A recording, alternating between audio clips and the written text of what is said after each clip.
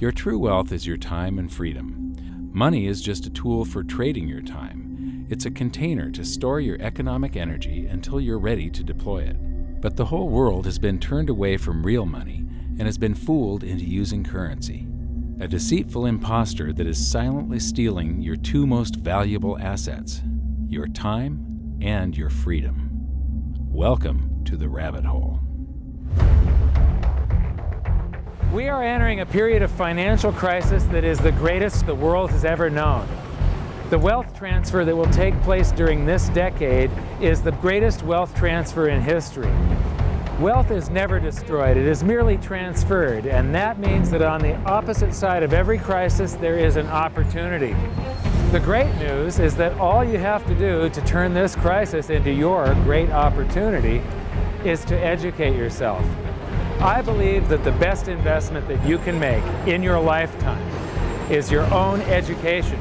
Education on the history of money, education on finance, education on how the global economy works, education on how all of these guys, the central bankers, the stock market, how they can cheat you, how they can scam you. If you learn what is going on and how the financial world works, you can put yourself on the correct side of this wealth transfer.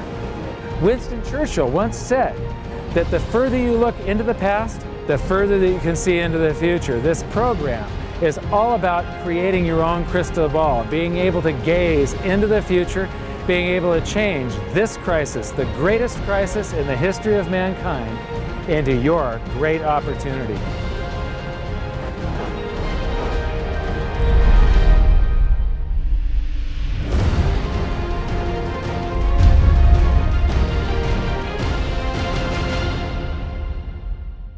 The hidden secrets of money, some of them are hidden in plain sight. They're like right in front of you.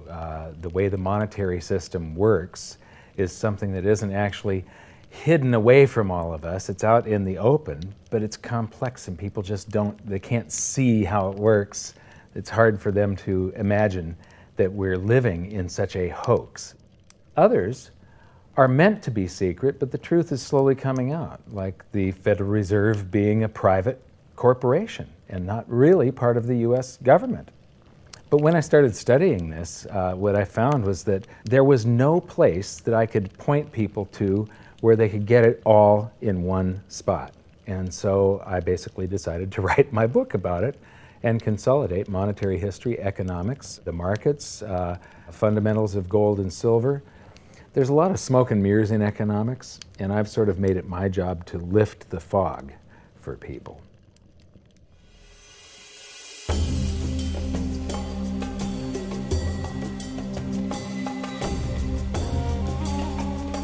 Welcome to Egypt. This is where it all began. Roughly 5,000 years ago, the Egyptians started using gold and silver as their predominant form of currency. But it was not yet money. The pieces of gold and silver that they were using were odd sizes and weights, odd purities, so it still was not interchangeable, where each unit is the same as the next. This meant that nothing really had a price yet. You couldn't put a price of so many coins on something because they didn't have coins yet. Trade was still difficult. It was still a guessing game when it came to the exchange of values. One of the reasons that we are in the financial mess that we are today globally is that people do not understand the difference between currency and money. Currency is a medium of exchange, a unit of account. It is portable, durable, divisible, and something called fungible. Fungible means that each unit is the same as the next unit. $1 in my pocket buys the same amount as $1 in your pocket. Money is all of those things plus a store of value over a long period of time. Even financial planners, bankers, your accountant, they don't understand the difference between currency and money. The currency in your pocket is a medium of exchange. It's a unit of account because it's got numbers on it. It's somewhat durable, it's portable, it's divisible in that you can make change, and it's fungible. $1 in my pocket buys the same amount as $1 in your pocket. But because governments can print more and more and more of it, and dilute the currency supply, it's continually transferring wealth out of your pocket, out of your bank account, to the government and to the banking system. The reason that gold and silver are the optimum form of money is because of their properties. It's an easy medium of exchange because gold and silver store a large amount of value in a very small area. It's a unit of account. Pure gold has the same value all over the planet. So an ounce of gold buys the same amount here in Egypt as it would in China or in the United States. It's durable. The same gold that Egyptians were using in trade 5,000 years ago is still here with us today. It does not corrode. It's divisible. You can make change with it. It's very portable. You could use something like oil as money. It's just that you can't carry around a barrel of oil on your back. It's fungible. Pure gold is the same wherever it is on Earth. Pure silver is the same wherever it is on Earth. It's limited in quantity. That's the reason that it maintains its purchasing power. Governments cannot print it. Over the last 5,000 years, only gold and silver have maintained their purchasing power. There have been thousands upon thousands of fiat currencies, currencies that are unbacked by gold or silver, and they have all gone to zero. It's a 100% failure rate. Well, fiat currency, of course, is a currency that exists at the dictate or by fiat from a government. You see, they have their printing presses, and the paper money rolls off the printing presses. And then they give it the fiat designation, which makes the currency official. It's just worthless paper. But when Ben Bernanke gives it the special sign, and they have the cult meeting at the Federal Open Market Committee meetings, it suddenly becomes currency. If you look at what's really going on, it's a con game. And so there's confidence. Well, the Federal Reserve is very forthright about what they're doing. If you read their websites, they'll tell you it's a confidence game. They tell you that there's no intrinsic value in their money. They'll tell you that they print it backed by absolutely nothing. They actually display all these facts. But if you tell somebody in the public that this stuff is created out of thin air, there's no backing whatsoever, it's absolutely worthless, it's about as valuable as monopoly money, they'll look at you like you're nuts.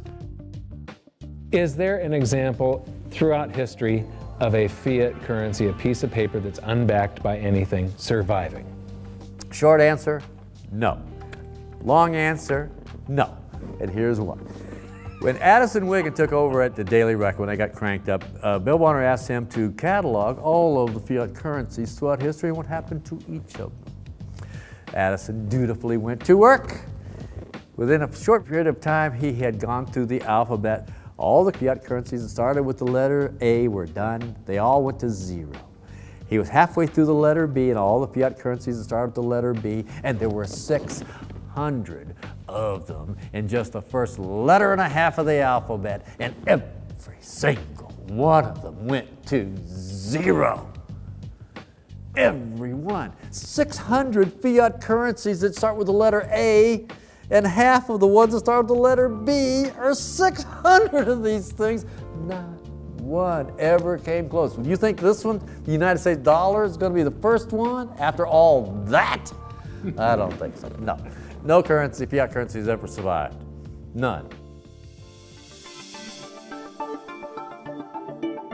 The thing about money is there actually is a fairly well accepted definition of what money is. The question is, as you apply that definition to particular things that people claim to be money, do they fit the definition? We'll just take the paper dollar, for example. How well does it perform those functions? Well, store of value. The dollar has lost 95% of its purchasing power since the creation of the Federal Reserve in 1913. So not very good as a store of value.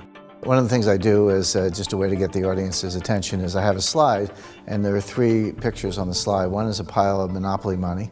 The other one is a pile of Federal Reserve notes, what Americans would call paper money. And the other one is a solid gold American Eagle 1-ounce coin. And the title of the slide is, which of these is not like the other? And if you know the show Sesame Street, or you have children who watch it, it's one of the favorite vignettes in Sesame Street. And what it really is a kind of IQ test for 5-year-olds. They're supposed to look at the 3 things and look at characteristics and find the one that's not like the other. Well, I've shown this slide to groups of Ivy League University professors, and I've also shown it to, children, kind of 5 years old, my nieces and nephews and so forth. And when the professors look at it, they say, well, clearly the dollars are not like the others, because gold has no role as money, and monopoly money is junk, and the American dollar is a store of value, so that's not like the other. But the children look at it and they say, well, the gold coin is not like the other, because the other two are just piles of paper, and the gold coin is clearly something different. So my question to the audience is, who's smarter, a 5-year-old or an Ivy League professor? Before World War I, each note that a treasury issued would say that there have been deposited with the United States Treasury $20 in gold coin payable to the bearer upon demand. The money was in the vault. The currency was a note they gave you that was a claim check, only a claim check on the money, the same as if you go to the dry cleaners and you give them your shirt and they give you a claim check for your shirt. The value is that shirt at the dry cleaners, not the piece of paper that says that you own that shirt. So our currency that circulated was the paper US dollars, and they were claim checks on money. The next hidden secret is the difference between currency and money. Money must be a store of value and maintain its purchasing power over long periods of time. As we progress through this series, you'll learn that national currencies are really a tool used by the government and the financial sector to leech away your time and your freedom by stealing your purchasing power. So rather than storing your economic energy, currencies leak. Now compare that to the gold and silver the Egyptians were using. Like I started with, it still wasn't money because it wasn't interchangeable yet. But they were on the right track, as gold and silver have proven over thousands of years to be the ultimate store of value. Gold is only formed when a star explodes, a supernova, and it stays around forever. This is one of the properties that make it the ultimate money.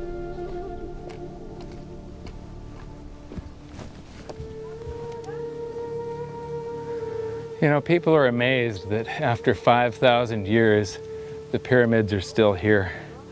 But what I'm more amazed at is that the currency that the people that built this were using, that currency, that gold and silver that they were using in trade on a daily basis, is still around today. It may have been melted down and re-refined, and it's in a coin or a bar or in some piece of jewelry, but it's still with us today, and it still purchases something. Yes, it is the ultimate money because there is nothing else even in the same league. It's divisible, it's permanent, it's a store of value, it's a unit of account. It's got everything you want out of money, but it doesn't go away, and it can't be increased. That is what makes gold the most beautiful money of all. What more could you ask out of a money? It keeps governments under control. You can maintain a solvent system.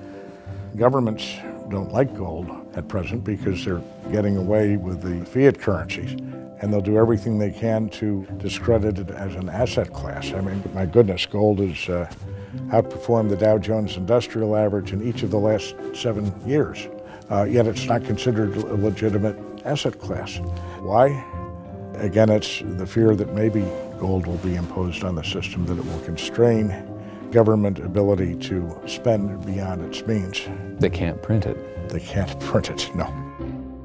The proper definition of inflation, I use Milton Friedman's definition. Inflation is an expansion of the currency supply. Deflation is a contraction of the currency supply. If you expand the currency supply, eventually prices will rise. And if you contract the currency supply, eventually prices will fall. This is a pool, but it's not a pool of water. This is the currency pool. And these are prices. And if you expand the currency supply, prices like a sponge in water have to rise to suck up the excess currency. Governments never stop printing more currency and adding currency to circulation. Therefore, prices keep on going up, not because the stuff that you're trying to buy is changing. The real estate doesn't change. What has changed is the currency purchases less and less. It's the currency going down, not prices going up. The truth is, what we have that makes our world work right now is a big story. None of it's real. It's all just promises. And if you think about it, that's how currency began to work in the beginning. You know, before we had currency, we had barter. I'll give you 3 coconuts and you give me 4 fish, because that's kind of a fair exchange on coconuts to fish. But that got complicated, so we had to invent this thing called money to be a divisible, portable medium of exchange. And the challenge is that we lost that a long time ago when we lost having things of value be our currency. And now we have this thing called numbers and accounts. But trust me, it is not real. It's a big made-up story. One of the biggest make-believe stories ever is called quantitative easing, which sounds complex, but it's really just a smoke and mirrors term for currency creation. QE started with the banking bailouts back in 2009. This currency was created out of thin air and then given to the banks, who paid themselves record bonuses in reward for crashing the world economy. This is a global phenomenon, but all you have to remember for now is that whether it's QE bailouts or stimulus programs, these are all just voodoo, hocus-pocus terms for increased currency creation. I believe gold and silver will reassert themselves as money. And when they do, there just isn't enough. And their purchasing power is going to go up many, many, many times. Egypt is an amazing place. There's a franticness about it, and utter chaos, especially like the traffic. But when it comes to like all of the merchants that are trying to get every last dime out of you, you get fleeced to the point where you come back with an empty wallet. But you know what? They're amateurs compared to Wall Street. In the past several years, I've spoken in many countries about the crisis that's coming, and a lot of people think that they're going to be okay in their country, that it's only going to happen to the United States or maybe the United States in Europe. But what they don't realize is that this is a global phenomenon. I got to show you something here. This is base currency in the United States. This is the number of paper dollars that exist, basically. It took 200 years to go from no dollars in existence to 825 billion. And then we had the bailouts, and then we had QE1, quantitative easing 1, then QE2, and then we had QE3, and then QE4, and then soon we're going to have QE57 and QE382. And it isn't just here. This is what the Canadian currency supply looks like. This is Australia, South Africa, Russia. Now, this starts out in just the year 2001, and this is like 18 times more currency in existence in a little over a decade. Here's Singapore, same story. Look at that, since the crisis, just bam. India, China, every government on the planet is doing this insane deficit spending and expanding their currency supplies, doing bailouts. And history shows that there is no example of this turning out well. It is sometimes amazing that we haven't experienced more inflation than we have. If they keep expanding the money supply so vastly, why aren't our prices growing faster than they really are? And the answer is that a good chunk of the money that the Fed created has been shipped overseas. I remember early in my research, I heard this expression that the Americans have exported their inflation. I thought, what is that? How can you export your inflation? Put it in a box and send it out? What do you do? Well, now I understand. You export your inflation by simply sending all these dollars that you created to these other countries, and then they send you their refrigerators and their cars and whatever, their TV sets. So you get hardware, and they get little pieces of paper. It's a great deal for the American people for a while. For a while. Sooner or later, all of those pigeons come home to roost. When the time comes, as it looks like it's now coming, when the rest of the world is saying, we don't want to play this game anymore, Uncle Sam's dollars are just becoming worthless, there are too many of them, we've got to find something else other than American dollars, then those dollars start to come back to America. People say, we don't want them anymore, what do we do with them? Once this revs up and we've got this little trickle of money coming back that we previously exported, once it becomes a flood and it starts to rush back, now we are getting our former exported inflation brought back to us, and then we'll see the quantity of money inside the United States grow much more rapidly even than the Federal Reserve can create it, because we're getting a previous money back. And that's when we will really see the tanking of the US dollar in terms of what it will buy. During the second round of quantitative easing, global food prices went up 60%. And this created a humanitarian disaster for the 2 billion people on Earth who live on less than $2 a day. These people were hungry to start with, they became hungrier, and some of them started overthrowing their governments in North Africa and around the Middle East.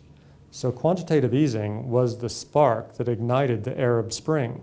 So that's it. When you create money, you get some sort of inflation. It just depends on where the inflation goes. It's all going down, down, down. Peasants are reeling from a game of coins and crowns. Given the premise that you have a permanent underclass or poor class, and how does inflation affect them disproportionately? It affects them basically in the percentage of their income that goes to food. And we see this as a ratio, and we know that there are some danger points. For example, in Egypt recently, once that ratio got to 40% of income going to food and the price of food rising due to inflation, when it got to 40%, that's historically a point where people actually stage a revolution. That's exactly what we saw. The French Revolution, similarly, was all around the price of food getting to a certain critical point where people simply, the risk-reward for revolution was favorable toward revolution. When they print it up, then it all goes down. Well, exactly right, because when you have a runaway inflation, it's punishing the very people who are most productive in society. In other words, the people that produce more than they consume and save the difference. The problem is that those productive people, the savers, save in their national currency. And unfortunately, the national currency is just a fiat piece of paper at this point. So when it's destroyed through runaway inflation, that $100,000 that you were hoping to retire on doesn't exist. And the things that you were going to buy with it and provide for others don't exist either. Now what are you going to do? So that all seems pretty scary. However, this is going to happen, and you can only play the hand that you're dealt. But the great news is that gold and silver always end up doing an accounting of the expansion of the currency supplies. Basically, the will of the public in the free markets. When governments do this kind of stuff to their currency supply, they debase it. Eventually it comes back in inflation. People sense the loss of their purchasing power. They rush back to gold and silver, and they bid the value of the gold and silver up in the country until it meets or exceeds the value of all the currency in circulation. This is a process that's been going on over and over again throughout history, except this time it's happening on a global scale. It has never before happened in all countries at once. And that means that this is the greatest wealth transfer in history. Therefore, it's the greatest opportunity in history, and it's not going to happen again in your lifetime. So now we've learned that your true wealth is your time and your freedom. Money is a trading tool that stores the economic energy that is your time and freedom, whereas currencies leak them away. Gold and silver are the ultimate money simply because of their properties. Fiat currencies are based solely on confidence and always return to their intrinsic value of zero. Governments don't like gold because it imposes restraint. Rising prices are a symptom of an expanding currency supply, and gold and silver always account for an expanding currency supply. So that's it for this episode. Join me next time as we begin to investigate how monetary history just repeats and repeats, and how gold and silver always win the battle between currency and money. Until then, my challenge to you is to stop calling currency money. It's a crucial first step towards setting your mind free of all this economic voodoo and changing your context. You can learn more by watching the bonus features on our website, and if you have any questions, you can post them there, and we'll answer some of your questions in future bonus features. So good luck, thanks for watching, and we'll see you next time.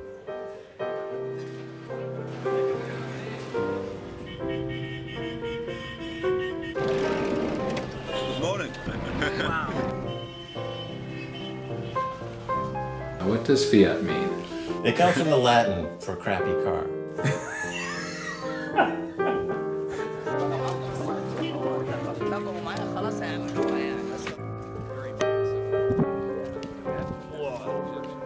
In the desert in a suit. My camel died. You're not too sure about that, are you? Huh?